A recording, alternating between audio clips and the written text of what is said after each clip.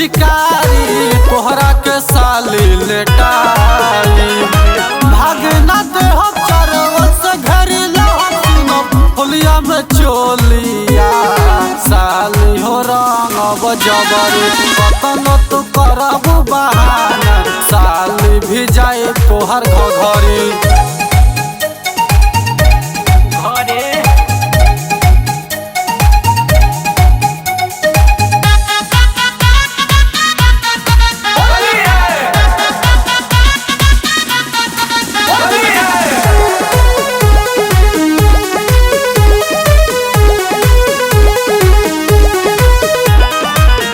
जनी रंग से तू डर विचार हमारा पकड़ अबीर गाल में लगाई जन छातावा पचड़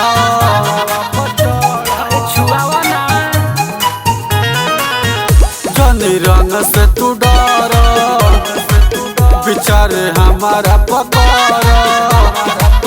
अबीर गाल में लगाई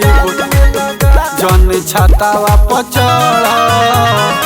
होली हो जाई तोहरा बिना फीका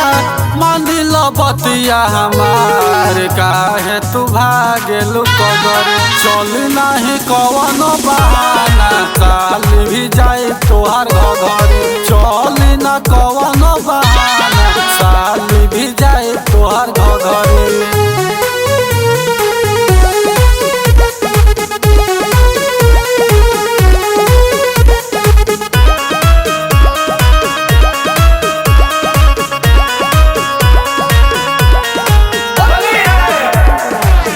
सुपर होली खेलाई पंकज बुलेट के बोलाई नस दी है समानवा निपु से डलावाई